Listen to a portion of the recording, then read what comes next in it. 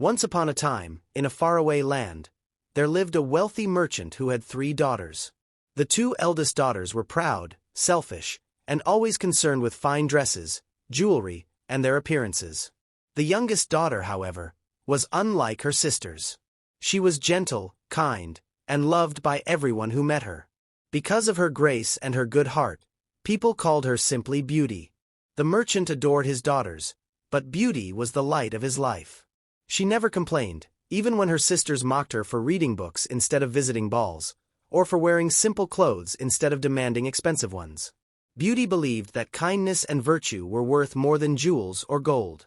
For many years, the merchant's business prospered, and the family lived in comfort. But fortune can change swiftly. One terrible day, his ships were lost at sea in a violent storm, and all his goods were destroyed. Within a short time, the once rich merchant became poor. Forced to sell his grand house in the city, he and his daughters went to live in a small cottage in the countryside. The 2 elder daughters wailed at their misfortune. They could not bear the thought of working or living without servants. They blamed Beauty, saying her goodness had brought bad luck. But Beauty, instead of complaining, did all she could to help her father. She rose early each morning, cooked, cleaned, fetched water, and worked in the garden. Though her hands grew rough and her clothes plain, her spirit shone brighter than ever. Trattino. De mercanesse giorni. One day, news arrived that one of the merchant's ships had returned safely to port. Hope filled his heart. He prepared to journey into the city to see if he might recover some of his fortune. Before leaving, he asked his daughters what gifts they wished him to bring back. The 2 elder sisters demanded fine gowns, jewels, and perfumes. But Beauty, who asked for little, said quietly, Father, bring me only a single rose, for nangroiar. The merchant promised and set out. Yet when he reached the city, he found that greedy creditors had seized all his goods. He returned poorer than before. Saddened, he thought of the gifts he had promised his daughters. He could not afford jewels or gowns, but he hoped at least to find a rose for Beauty. Trattino. The enchanted castle. As he rode home through a dark forest, a terrible storm broke out. The merchant, lost and weary, stumbled upon a grand and mysterious castle.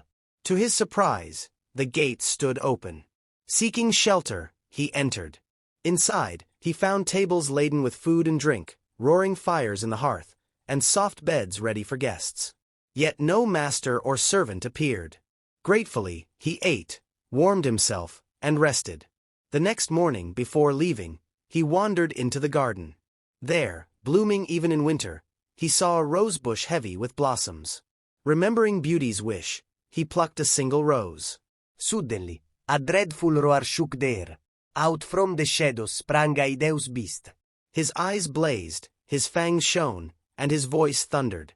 You dare steal my roses. I gave you food and shelter, and this is your gratitude? For this crime, you shall die. The merchant trembled with fear and begged for mercy.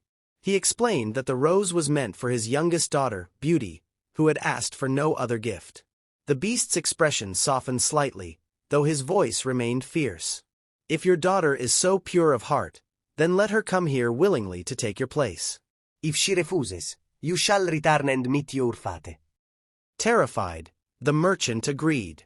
The beast allowed him to leave, giving him a chest filled with gold so his family would not suffer poverty. The wedding and happiness. Beauty returned with the prince to his kingdom, where her father came to live with them in peace. Her cruel sisters, consumed by jealousy, found no happiness, while Beauty, through her gentle heart, gained joy beyond measure. She had chosen kindness over vanity, courage over fear, and love over appearances, and so she lived happily ever after.